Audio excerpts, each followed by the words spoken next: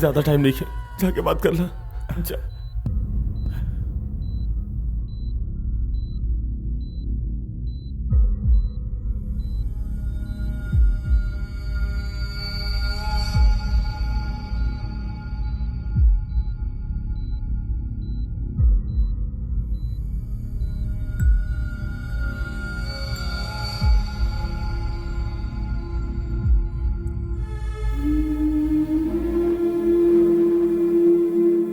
बाबूजी, बाबूजी, बाबूजी।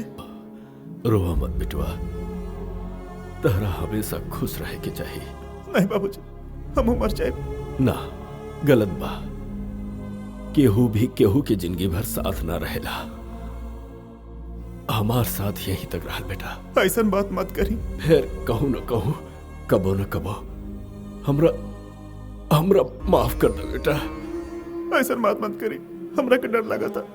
सोचले रही हम कुछ दिन और तारा साथ खुशी से बिताई बेटवा, बाकी ऐसा होके ना पाइल बेटवा। रवा के कुछ ना होके ट्रीटमेंट चला था ना। हमरा पता बा बेटवा, हम ना बचब। बाबूजी। बेटा तू संभल के रहिया।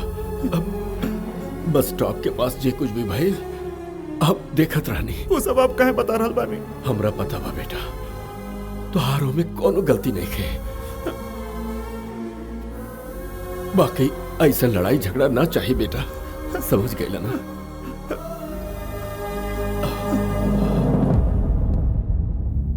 जितना हिम्मत हमरा में रहे उतना हिम्मत तोहार माई में ना।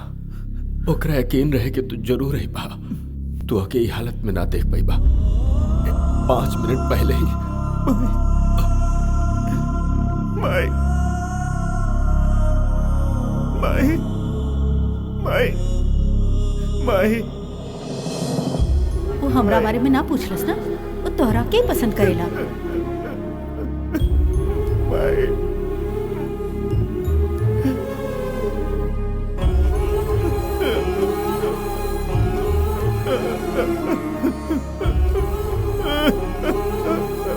बेटा,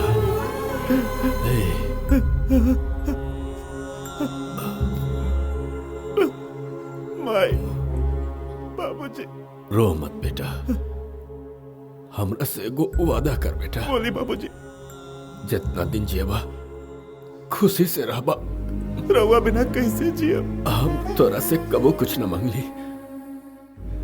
अपन ख्याल रखिए बेटा, जाए के समय हो गए बा। बाबूजी प्लीज, प्लीज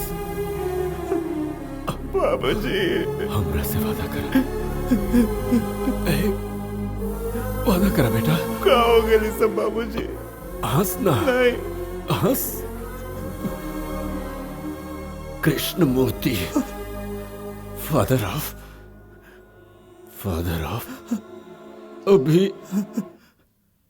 बाबूजी, बाबूजी, बाबूजी। माई, माई, बाबूजी, बाबूजी।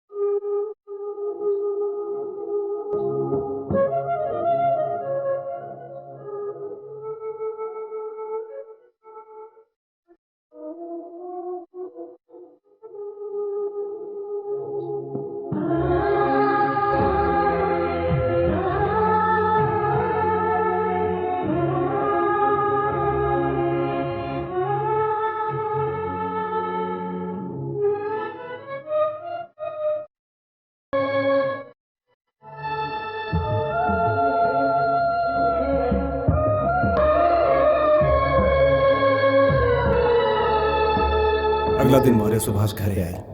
बतलस वो एक्सीडेंट ना रहे। बतलस की बॉस नाम के एक आदमी के मारे खातिर बस के जलाल गई रहे। एमे बड़ा के हाथ रहे। ई करे वालन के पहुंच बहुत ऊपर बा। होम मिनिस्टर, एमएलए, बड़ा, ये सब के सामना के आसान काम नहीं खे। ऐसे उनके पास जाके ज्वाइन हो गई। अगर गलती से भी उनके तोहरे बारे में पता चल गई तो तोहरा के टारगेट बनी हम। माई बाबूजी के तो खो देनी, अब तोहरा के भी खोलना चाहता नहीं। ऐसे भले तोहरा के बुरा लगे तो उसे हमेशा दूर रहनी। पिछला 2 महीना में हमें सारा गैंग्स के सारा डिटेल्स ले बानी। 23, 24, 25 तारीख के जौन भी बातचीत भइल बा वो सब के टेप हमरे लगे बा।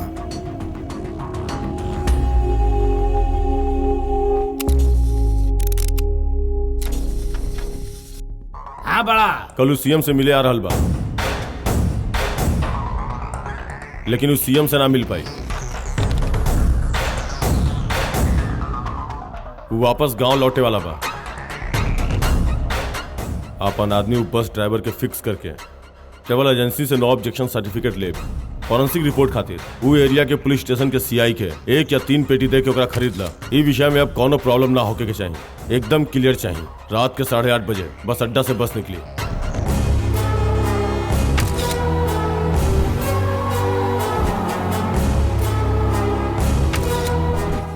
करेक्ट टाइम और प्लेस के देख के बस के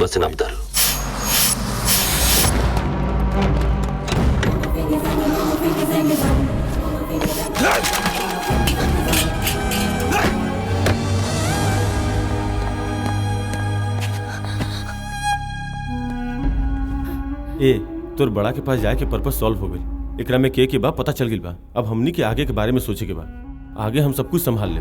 तू निश्चिंत होके जिया। जी ले यार, जौन लोग हमारा माई बाप के मार देले वो सबके मारे के बाद हम जी ले। अपनन के खोए के बाद जौन दुख होला वो दुख उन्हन के दिखा के हम जी ले। अभिमन्यु, हमारी बात सुना। हमनी पास सभी सबूत बा। हमनी पुलिस के पास जाके दे देब।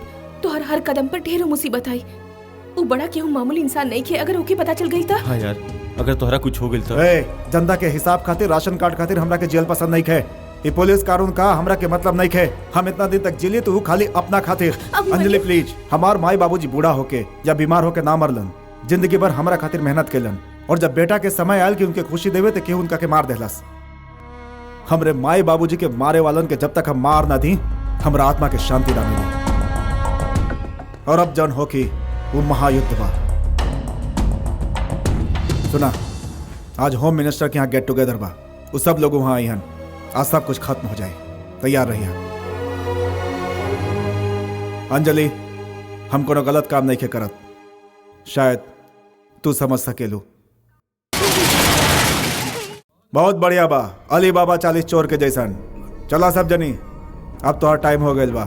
चला जल्दी चला, चला उठा। बेटा, काल तोहरा चेयरमैन के कुर्सी मिल गई था। साल में कितना कमेबा तोहरा पता बा? धन्यवाद जी। ये सब छोड़ा, 50 एने दा, बाकी बाद में दे दिया। हाँ, चला ठीक बा। ले ला एकरा से। ये एने काहे आवता? जा एकरा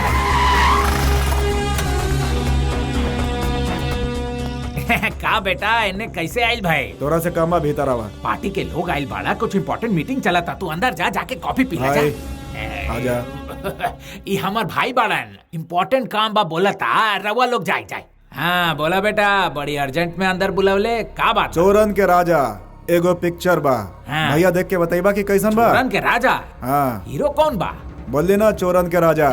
इम्पोर्टेंट मीटिंग से तो उठा ले इस सीरियल और सिनेमा खातिर। का यार, तू भी का आदमी बड़े। हमरा के माफ कर दे, पैसा के लालच देके मंत्री बाबूलाल।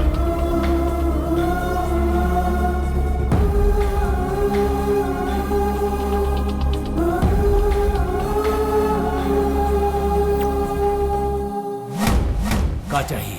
हमार माई बाबूजी, उनके साथ गए 80 लोगन के जान भी।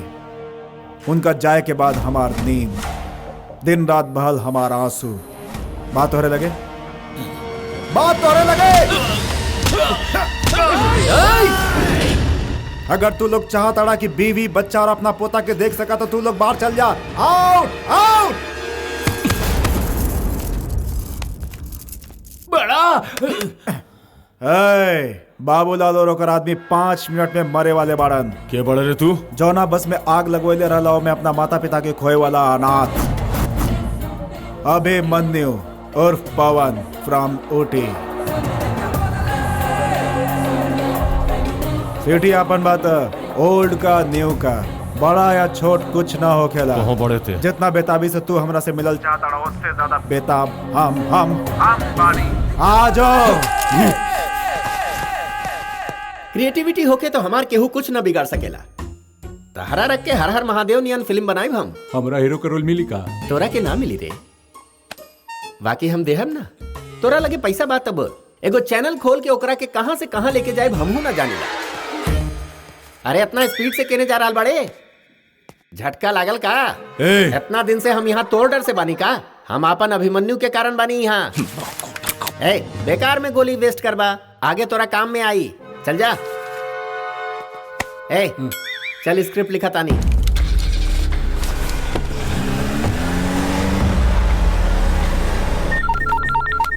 हेलो कमिश्नर साहब, बड़ा होम मिनिस्टर एमएलए आधा घंटा में मरे वाला बड़ा। हेलो के बड़ा के जिंदगी पर जितना प्राइज मनी रखे के बाद रख दा।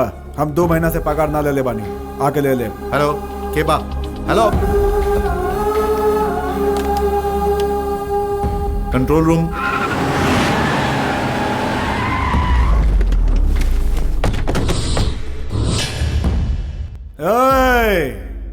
तोरा सबके एक एक करके मारब ते एकरा के मारे में आधा घंटा लागी।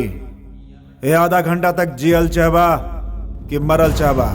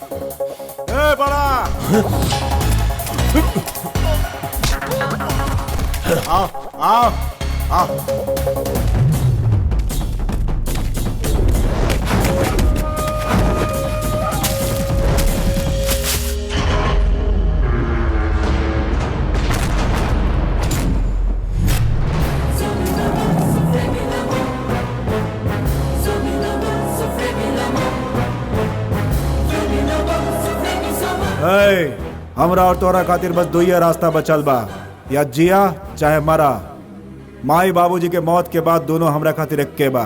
तो बहुत किस्मत वाला बाड़ा। तोहार टाइम खत्म होइले के बाद भी 2 दिन एक्स्ट्रा जी लेला तू। तोरा लिए हंसल आसान बा, जियल बहुत मुश्किल।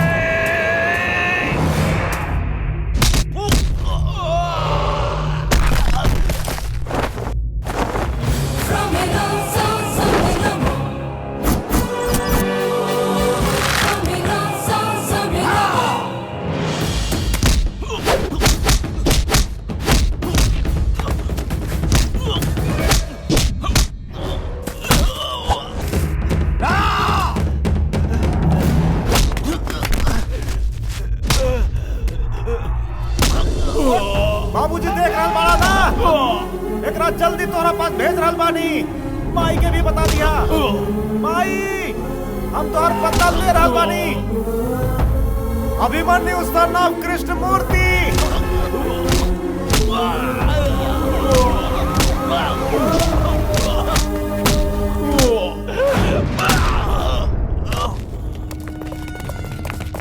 ए बड़ा, एगो छोट इन्फॉर्मेशन बा। हमार बाबूजी बहुत सॉफ्ट रहलन।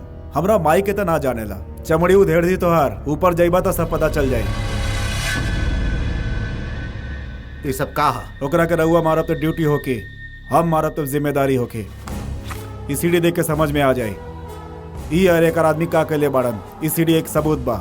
बाकी लोग कहाँ बढ़न? बस के सफर करत रहलन, शॉर्ट सर्किट बेल सब मर गए। होम मिनिस्टर और एमएलए? बदकिस्मती से वो वही बस में सफर करत रहलन।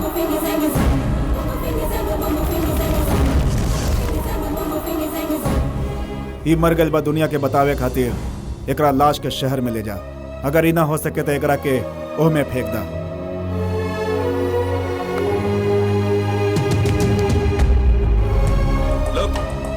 इस सब बॉडी के पोस्टमार्टम खातिर भेजवा दा। जल्दी करा। हमने के खबर मिलल कि बड़ा और ओकर गैंग वहाँ पर बा। हमनी सरेंडर करे खातिर बोलनी तो ये लोग फायर करे लगलन। दोनों तरफ से गोलीबारी भइल और ये लोग मारल गए। बुरा खबर ई बा कि एगो दुर्घटना में अपन होम मिनिस्टर साहब भी यहाँ जौन एनकाउंटर भइल बा ओकरा बारे में कमिश्नर बता रहल बाड़न। एनकाउंटर के बारे में तोरा हो क्या बंद कर। वंदना सब चैनल से ज्यादा अपना चैनल खातिर न्यूज कवर करे खातिर आगे आईली। ई खुशखबरी अपन एमडी और क्रिएटिव कपार के जरूर बताइया। वो बहुत खुश हुई हैं। नहीं ये चोट कैसे लगा? ई सब कवर करत समय हम अपन शरीर पर ध्यान देहल भूल गए नहीं। ऐसे छोटा मोटा चोट आ गई। अगला बार और ताजा खबर लेके रउआ के सामने आई। तब तक जितना ऐड डाले के बाद डाल के रख ला। कैमरामैन परशुराम के साथ हम तोहार अभिमन्यु। क्या मूर्ति जी, कैसन बाड़ा? गांव में सब ठीक ठाक बाड़ा? सब कहत बाड़े की पोता अपन दादाजी पर गइल बा। अरे ऐसन का ताड़न का बिल्कुल मूर्ति जी पर गइल बा। जल्दी आवा, सेकंड प्रोडक्शन शुरू करे के बाद। सेकंड प्रोडक्शन माने? सब जाने लू तब चोरनी कहीं के चोरनी। जल्दी चल मानेला, चल भाई। अरे रे रे रे रे, कौन पड़ पड़ा? इन्हें आवा।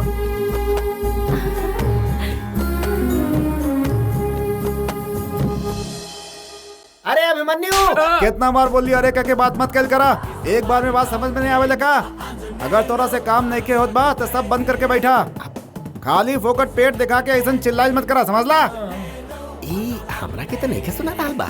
बुलवानी सर, बताएं। घर के चूल्हा कितना एपिसोड तैयार भइल बा? 10 या 11 हो गए सर। 10 या 11? 12। हाँ 12 सर। एडिटिंग हो गइल बा? Ready to telecast. ई बात कहला का हक तोहार नहीं खे, हमार बा। जा तैयारी करके रखा, हम आवता नहीं। यार हमार क्रिएटिविटी तो ऐसा लोग के सिखावत सिखावत ही खत्म हो गई। कितना बार बोली कि हमसे बकवास मत कल करा, काट पीट के छोड़ के दे। चला तैयार हो जाए सर।